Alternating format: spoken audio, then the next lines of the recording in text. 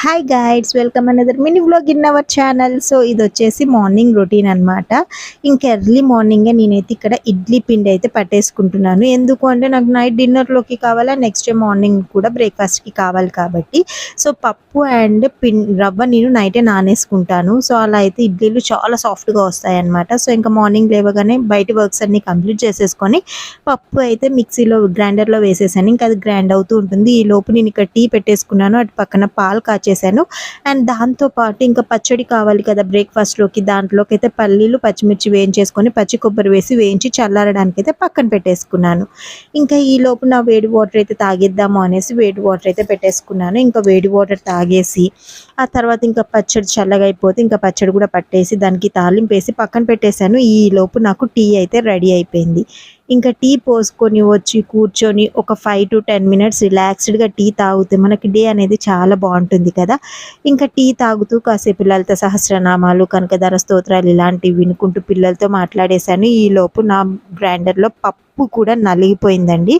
So ఇంకా రవ్వలో నుంచి water అంతా తీసేసి ఒక బాక్స్లోకి అయితే వేసేసుకున్నాను. ఇక్కడ మీకు ఒకటి గుర్తుకుందా, చిన్నప్పుడు మనము మబ్బుల్లో ఆకాశంలో మబ్బులు చూసుకుంటూ ఆ మబ్బులను తీసుకొని తింటే ఎంత హాయిగా ఎంత ప్రశాంతంగా ఉంటుందో అనిపిస్తుండేది కదా. అలాగే ఇక్కడ నా పప్పు చూడండి, దీన్ని చూస్తుంటే కూడా నాకు అదే ఫీలింగ్ వస్తుంది. ఆ పప్పును తీసి అందులో వేస్తుంటే ఉన్న సాటిస్ఫాక్షన్ అసలు ఎందులో రాదు తెలుసా. అలా వేసేసి కలిపేసుకున్నాను. సో అలా కలిపిన దాన్ని నేను 3 partsగా చేస్తాను. అంటే నైట్ వచ్చేసేమో డిన్నర్కి ఇందులో కొంచెం రాగి పిండి వేసి కలిపి పెట్టేస్తాను. రాగులు వేసి చేస్తే ఇడ్లీలు పిల్లలు ఇష్టంగా తినలేరు కదా. సో అలా రాగి పిండి వేసి పెడతాను.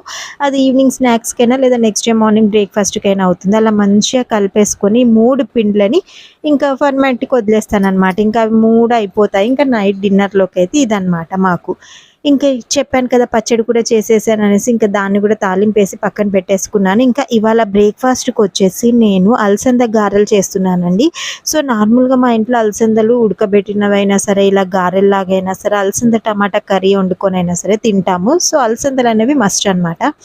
ఇంకా పిల్లలకి అయితే గారెలు కావాలన్నారు కదా అనేసి అయితే ఇలా గారెలు అయితే వేసేసాను. ఆల్రెడీ ఈ వీడియో మన ఛానల్లో ఉంది కాబట్టి నేను క్లియర్గా ఏం చూపించట్లేదు. ఇంక ఈ గారెలు వేసేసి పిల్లలు తినేసి స్కూల్కి వెళ్ళిపోయిన తర్వాత ఇంకా నా వర్క్ అయితే స్టార్ట్ అయిపోతుందన్నమాట. గారెలు అయితే ఏ మాటకు ఆ మాట అండి, పైన క్రిస్పీగా లోపల మెత్తగా చాలా చాలా టేస్టీగా ఉంటుంది. దీని ఫుల్ లెంత్ వీడియో కూడా మన ఛానల్లో ఉంది, ఒకసారి మీరు చెక్అవుట్ చేయండి. ఇది పచ్చడి కంటే కూడా నాన్ వెజ్ ఉంటుంది కదా, లైక్ చికెన్ మటన్ సూపులలో పెట్టుకొని తింటే ఈ వడలు అనేవి అల్టిమేట్ టేస్ట్ ఉంటాయి. మీలో ఎంతమందికి ఇవి ఇష్టమో ఒకసారి కామెంట్ చేయండి. అలాగే నా వ్లాగ్స్ మీకు నచ్చుతున్నాయో లేదో కూడా కామెంట్ చేయండి. అండ్ ఇంకా కొత్త కొత్త వ్లాగ్స్ అండ్ రెసిపీస్ కూడా రాబోతున్నాయి.